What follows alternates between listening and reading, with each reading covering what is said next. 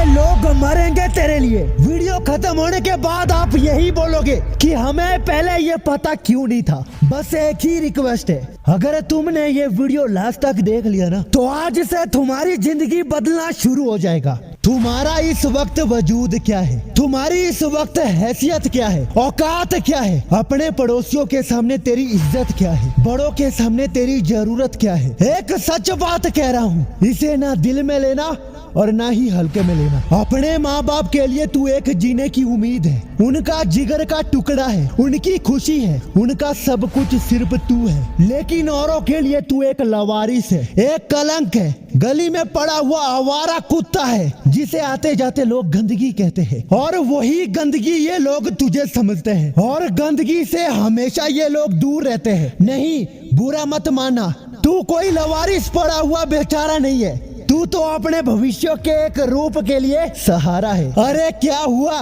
लोगों ने तेरी जिंदगी झंड करके रखी है, लेकिन अभी तेरी जिंदगी चमकना बाकी है। पता है दोस्त, तू अभी क्या है?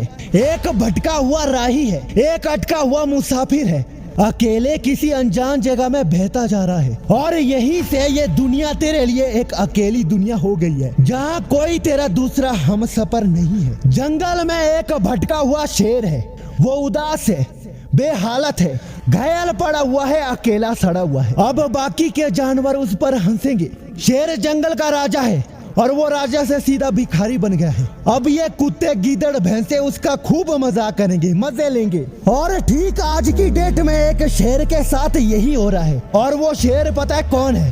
तू है। मैंने इसीलिए तुझे ये शेर बोला है क्योंकि वो तुझे थोड़ी देर बाद पता चलेगा। थोड़ा रुक, पहले मेरी बात सुन। किसी शॉप से एक बिस्किट का पैकेट लाओगे और खाने के बाद बाहर वाला प्लास्टिक फेंक दोगी। बस लॉजिक समझो, लोगों के लिए तुम बिस्किट नहीं, वो बाहर वाला प्लास्टिक हो जो कोई भी फेंक देगा। कभी कभी ऐसा लगता है कि मैं इस दुनिया के लिए बोझ हूँ, लेकिन नहीं। अब तू मेरी बात सुन ध्यान से, तू इस दुनिया के लिए बोझ नहीं, मिसाल है। वो कैसे, चलो ये भी बताता हूँ। पहले इस बात का ध्यान देना कि मैंने जो अब तक बात बोली है वो क्या आपके साथ हो रहा है। स्टीफन हॉकिंग एक ऐसा आदमी था जो अपंग हो चुका था। वो एक अकेला लवारिस पड़ा हुआ आदमी हो गया था, 24 घंटे व्हील चेयर पर अकेला, उदास, कोई उसके साथ नहीं। लेकिन इसी बीमारी के चलते उसने दुनिया वालों को नया इन्वेंशन देना शुरू कर दिया। किसी के साथ बुरा नहीं होता है, अगर होता है ना तो वो हमारे अच्छे के लिए होता है। आज साला ये लोग तेरे खिलाफ है, मन बेहुदा है,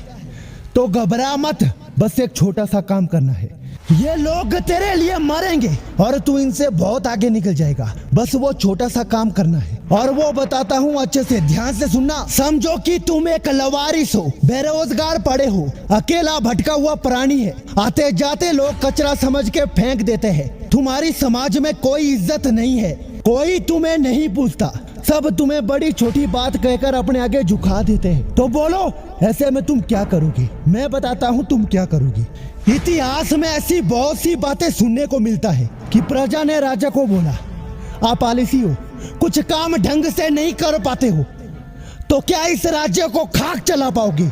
और यही बात राजा के दिल में लग गई और दुनिया का सबसे खूंखार राजा बन गया। तो बोलो, क्या समझे इस बात से कि रॉकेट में जब तक आग ना लगेगा तो वो उड़ान नहीं भरेगा, और हमारे अंदर जब तक आग नहीं लगेगा तो उड़ान कैसे होगी? इसीलिए जो छोटा सा काम आपको करना है वो यही करना है कि आपको शांति से काम लेना है और इस कमजोरी को अपनी सबसे बड़ी ताकत बनाना है।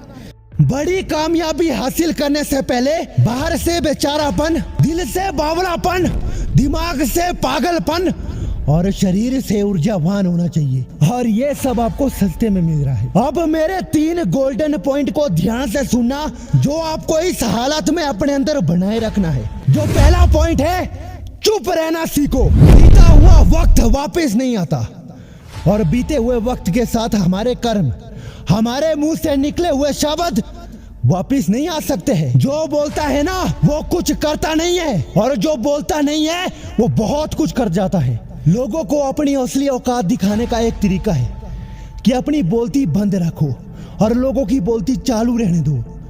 जब समय का पहिया घूमेगा, तुम्हारे चुप रहने की वजह से तुम बहुत कुछ होंगे, और वो कुछ बोलने की वजह से घंटा कुछ नहीं होगी। आपके अंदर जो आग लगी है ना, उस आग को किसी को शेयर मत करो।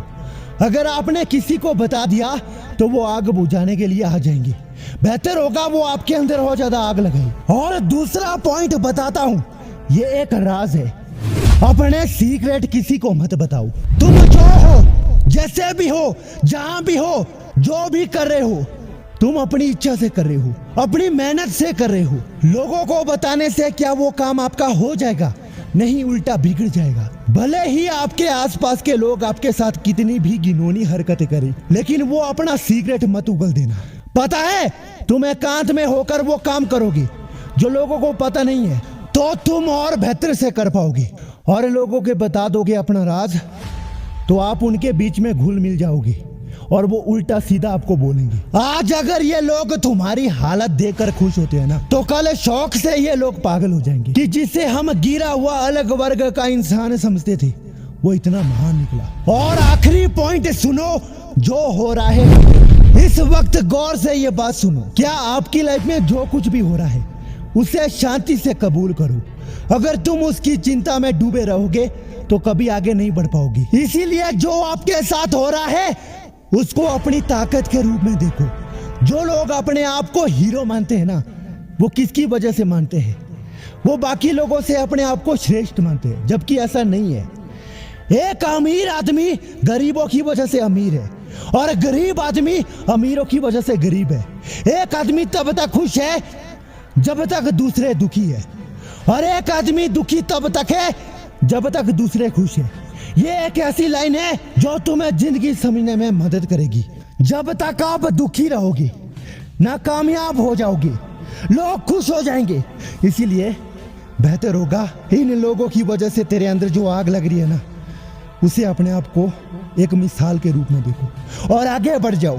कुछ बड़े झंडे गाड़ो, लोगों की गालियों को तालियों से बदलो, अपने गुस्से को कामयाबी का हिस्सा समझो, अपनी बेइज्जती को भविष्य का एक संकेत समझो। और सबसे जरूरी बात, जब आप गुस्से में होते हो ना, तब आप कुछ भी करने के लिए विचलित हो जाते हो। और वो गुस्सा क्यों आता है? क्योंकि किसी ने गुस्सा दिलवाया। अगर कोई इंसान हमें गुस्सा दिलवा सकता है, हमारा मजाक उड़ा सकता है, हमें आगे बढ़ने से हमारी टांग खिंचवा सकता है, तो हमारा भी फर्ज बनता है कि हम उसकी बेहुदा हरकत का मुंह तोड़ जवाब दें। लोग कहते हैं कामयाबी मेहनत मांगती है, मैं कहता हूँ कामयाबी गुस्सा मांगती है। और वो गुस्सा अपने आप नहीं मिलता है, लोग गुस्सा आने के लिए मजबूर कर देते हैं। और आपके पास तो क्रोध का पहाड़ खड़ा हो चुका है, और हमें इस गुस्से का जवाब जल्दबाजी में नहीं बल्कि समझदारी से देना है। हर लोगों को दिखाना है कि तुमने एक गलत इंसान से पंगा ले लिया है।